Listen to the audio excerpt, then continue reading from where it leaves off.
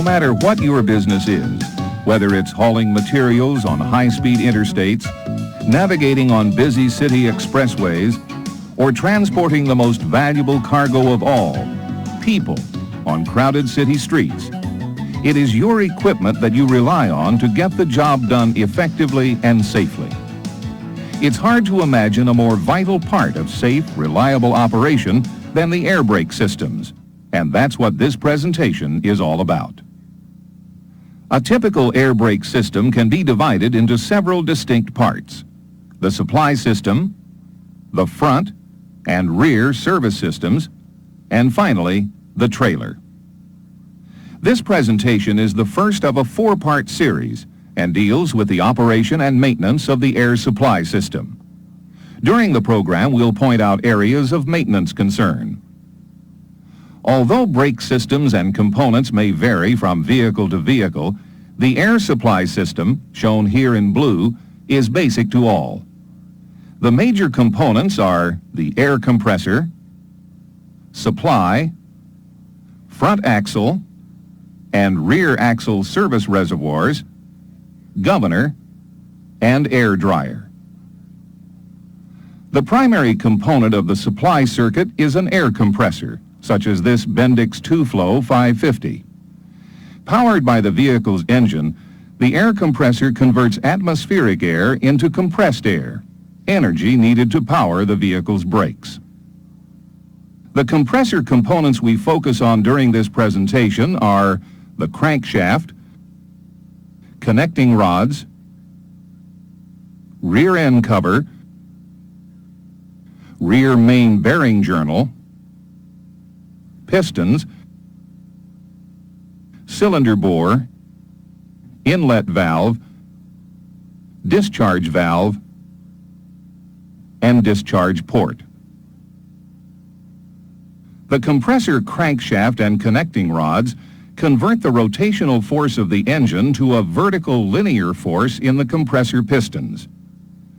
The compressor is lubricated by pressurized engine oil, which in this case enters the rear end cover, flows to the rear main bearing journal, and through a passage in the crankshaft to the connecting rod bearings.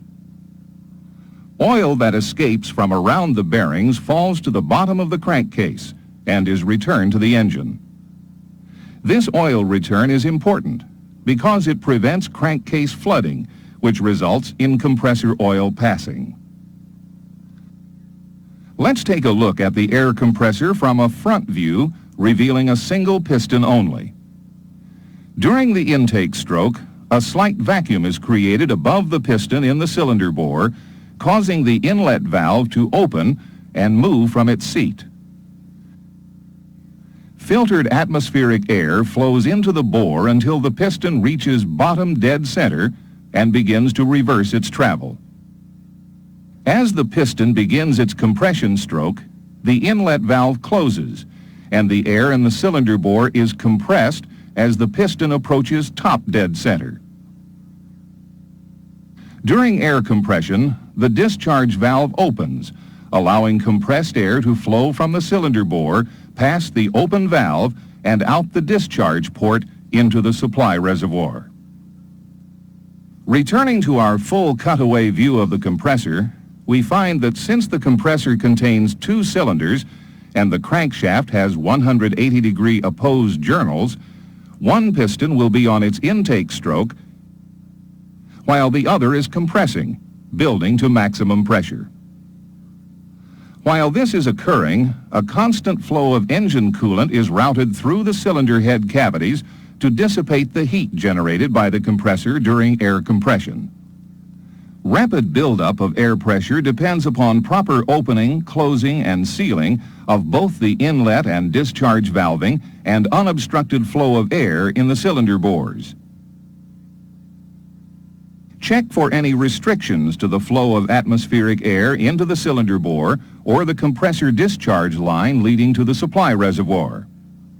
The obstruction of atmospheric airflow into the cylinder bore will cause the vacuum above the piston to draw oil past the piston rings, resulting in oil passing.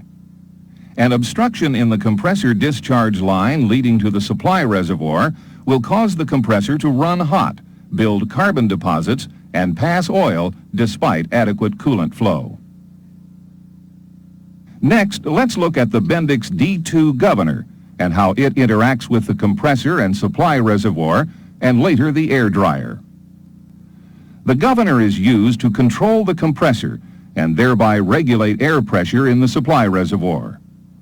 The governor's main components are the reservoir port, piston, inlet exhaust valve, pressure setting spring, and governor unloading port.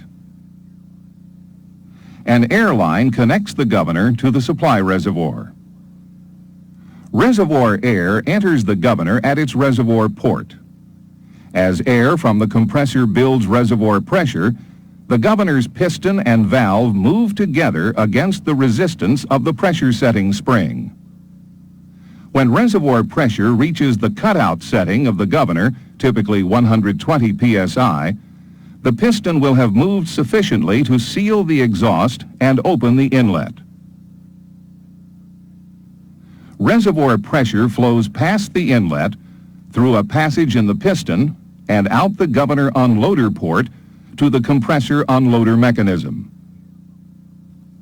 Air from the governor enters the compressor and acts upon the unloader pistons, which move and hold the compressor inlet valves off their seats.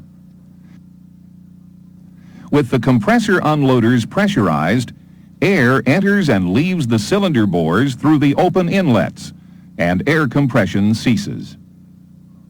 Because the pistons are 180 degrees opposed, air is shuttled from one cylinder to the other as the pistons move up and down. When supply reservoir pressure drops to the cut-in pressure of the governor, typically 100 psi, the governor pressure setting spring moves the piston, closing the inlet and opening the exhaust. Air in the compressor unloader mechanism flows back to the governor and is exhausted. With air pressure removed, springs move the unloader pistons, allowing the inlet valves to return to their seats, and the compression of air resumes. Here's a service tip. Make sure the air line between the supply reservoir and governor is unrestricted, otherwise the governor's function will be impaired. If either the governor or compressor unloader mechanism fail to function, the compressor would continue to compress air. To protect the air systems against a failure of either the governor or compressor unloader mechanism, a safety valve like the Bendix ST3 is installed on the supply reservoir or air dryer if the vehicle is so equipped. Generally set to open at 150 psi, the safety valve employs a spring-loaded stem resting on a seated ball valve. When reservoir pressure exceeds the valve setting of 150 psi, the ball moves off its seat and air is exhausted through the exhaust port. The safety valve should be checked periodically by pulling the exposed stem. Air should escape when the stem is pulled and cease when released. A dual circuit brake system generally consists of a minimum of 3 reservoirs: the supply reservoir, the front axle service reservoir, and the rear axle service reservoir. The service reservoirs supply both the front and rear axle brake circuits. Air from the supply reservoir flows through single check valves to fill, protect, and separate the service reservoirs from each other. The Bendix SC1 single check valve allows air to flow in one direction only. The Bendix SC1 consists of a supply inlet port, inlet valve, spring, valve seat, and delivery port. Supply reservoir air pressure overcomes a light spring force to move the valve off its seat, allowing air to pass through the valve into the service reservoir. If the supply reservoir air pressure is lowered for any reason, the check valve closes and prevents service reservoir air from flowing back into the supply reservoir. As required by federal regulation, braking pressure for each service reservoir is registered on a dash-mounted air pressure gauge or gauges. A low-pressure indicator switch, such as the Bendix LP3, is installed on both service reservoirs. Also required by regulation, the LP3 activates a visual warning, generally a dash-mounted warning light and a buzzer. When reservoir pressure falls below a safe minimum, typically 60 psi, electrical contacts in the low-pressure indicator switch close. They remain closed until reservoir pressure rises approximately 15 psi above its safe minimum setting. In addition to providing a place to store air, the reservoirs also serve as a collection point for contaminants produced during air compression, such as water from the air and oil from the compressor. Oil, water, and vapor are contained in the hot pressurized air from the compressor. When cooled in the air lines and reservoirs, these contaminants condense and collect in the bottom of the reservoirs. Removal of these harmful contaminants is essential to ensuring proper valve operation. This is most easily accomplished using a simple drain cock, which when opened permits air pressure, along with contaminants in the bottom of the reservoir, to be expelled. The check valves and low-pressure indicator can be tested by observing the reaction of the dash gauges and low-pressure warning device as air is drained from individual reservoirs using the drain cocks. It should be noted that some vehicle manufacturers install a single low-pressure switch located on the supply reservoir rather than one on each service reservoir. Although drain devices remove accumulated contaminants from the reservoirs, the air system remains 100% saturated with water vapor, which will condense when the temperature falls. To solve this problem, a desiccant air dryer, like this Bendix AD9, is installed to remove 100% of the liquid and solid contaminants and approximately 95% of the water vapor prior to entering the brake system. Before we take a closer look at the air dryer's role, let's examine its main components.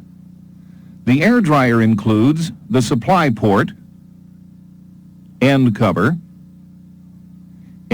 sump, oil separator, desiccant cartridge, desiccant drying bed, check valves, outer shell, delivery port, control port, purge valve piston, purge valve, turbo cutoff valve, and exhaust port. The air dryer is installed in the discharge line between the compressor and the supply reservoir, and also interacts with the governor. Air and contaminants from the compressor enter the air dryer's supply port in the end cover. Air traveling through the end cover cools, causing some contaminants to condense and drop to the sump of the end cover. Upon exiting the end cover, air enters the oil separator, where the remaining solid and liquid contaminants are removed. Still saturated with 100% water vapor, air flows from the oil separator to the desiccant cartridge. Air flowing through the desiccant drying bed becomes progressively drier as the water vapor adheres to the desiccant material in a process known as adsorption. While some air will flow through the orifice adjacent to the check valve, the majority of the dry air exits the desiccant cartridge through its integral check valve to fill the purge volume between the desiccant cartridge and outer shell. Dry air in the purge volume flows toward the end cover and passes through the single check valve, out the delivery port, and to the supply reservoir. The air dryer will remain in the charge cycle until air brake system pressure reaches the governor cutout setting of 120 psi. The same signal of air from the governor which causes the compressor to unload also starts the air dryer purge cycle.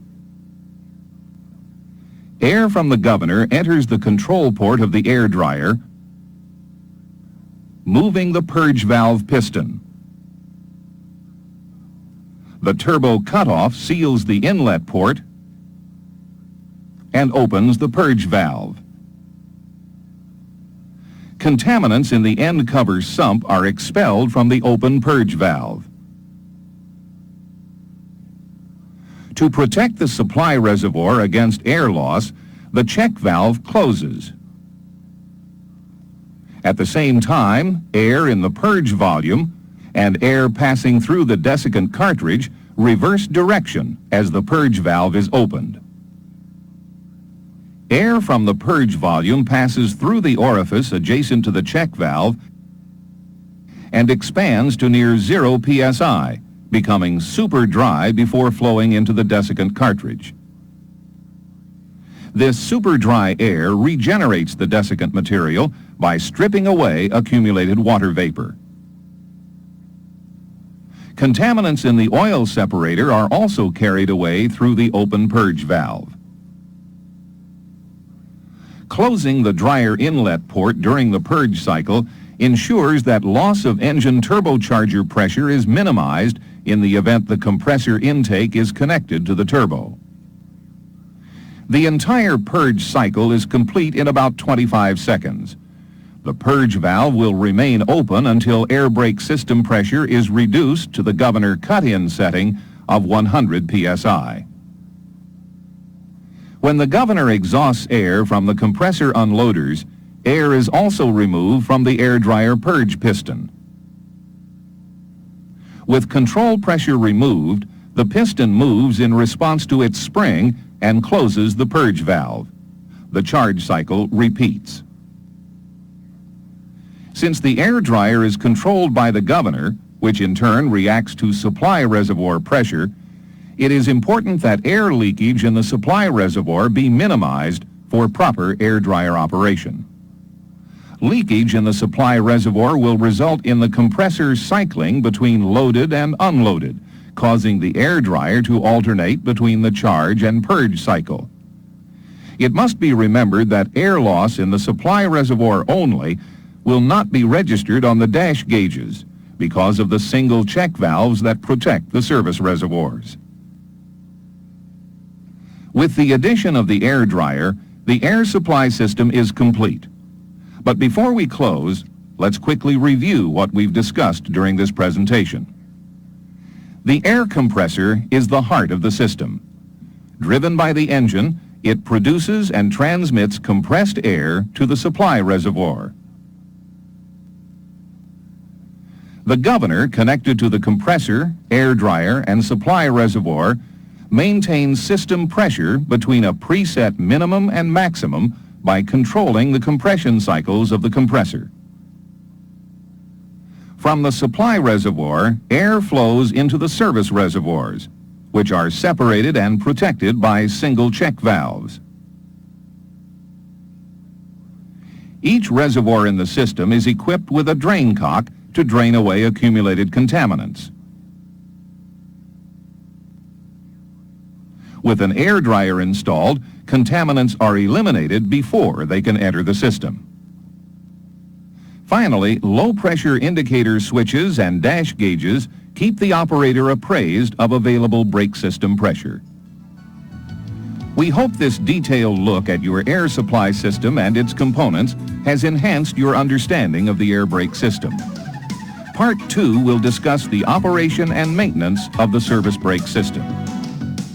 For more information and a complete Bendix service manual, contact your local authorized Bendix parts outlet.